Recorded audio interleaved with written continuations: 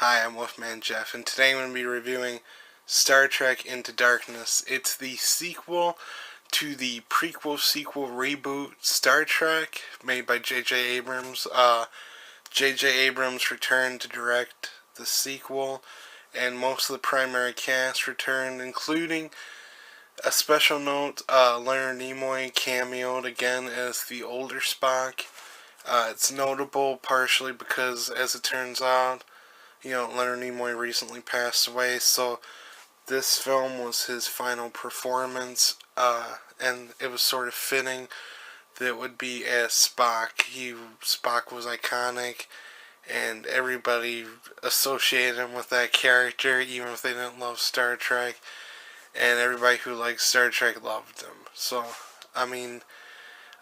he's one of the few original cast members I never got to meet. I was able to meet Shatner, I was able to meet, Nichelle Nichols, Walter Koenig, George Takei.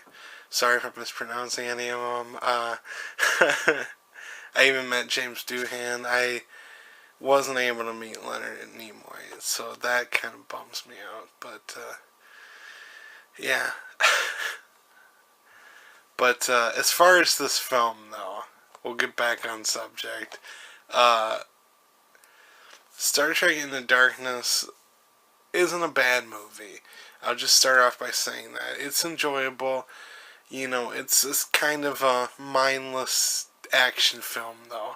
It doesn't necessarily play with the themes that I associate with Star Trek as much. Instead it was trying to kind of rehash Star Trek, The Wrath of Khan. And I really wish they hadn't, because Benedict Cumberbatch does a good job playing Khan. Spoiler alert.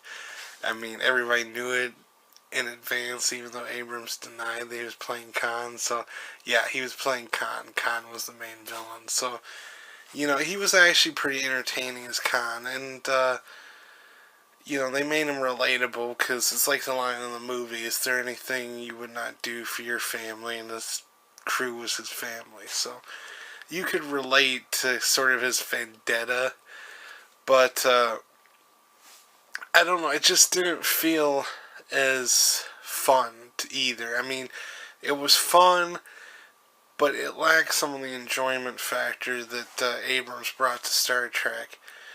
And while it's a movie I would recommend, it's not necessarily a must-see. Like, two of my favorite Star Trek movies are actually Abrams Star Trek reboot, and Star Trek II, The Wrath of Khan. Possibly Star Trek First Contact getting in there too, but they're all movies that dealt with issues that are still very important, but they were also kind of fun to watch, and they had some good meaning behind them without being too heavy-handed. Like Star Trek IV, The Voyage Home, was sort of heavy-handed. It wasn't a bad movie, but I think that's part of the reason I didn't enjoy it as much, and there wasn't really any action. And granted, by that time in the film series, the original actors were getting kind of old, so it would be kind of unrealistic, but The Wrath of Khan managed to have decent action, but they kept it on a ship level. They didn't really have Kirk fighting that much. So, I think you can have action and still be realistic, even if the characters get older. But that's neither here nor there, because it doesn't really relate to this movie. But, the action was very well done. The style was very similar to Abrams Star Trek movie. There was a lot of lens flares, so if you like that, you get more of that. But I think he was trying to go for a darker approach, and I don't necessarily think it worked, especially with his filming style. But it's not a bad movie. It was enjoyable, but I also had high expectations for the movie, granted. So I think that also played a factor in it.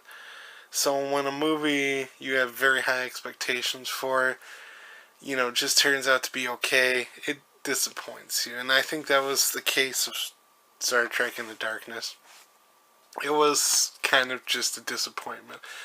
Doesn't mean it was bad. Like, if you're an outside observer and you watch it for the first time, I think you'll very much enjoy it, more so than I did. But because I wasn't, and I'm a big Star Trek fan, seeing kind of a rehash of the second movie, Wrath of Khan, was kind of a bummer. I kind of wanted them to take a fresh approach, which they didn't do. But it still wasn't a bad movie. So my final rating, I guess, would be, I'd recommend it. It's not a must-see, but it's a pretty enjoyable movie. It's pretty fun. I don't know, most of you may not be able to watch it in 3D, but if you get a chance, the 3D is actually pretty decent in it. So I'll give them credit for that, because sometimes when they do, like, conversions... Now, I like Marvel movies, but the Marvel movies, for instance, like the Avengers, they don't really have the greatest 3D transfers.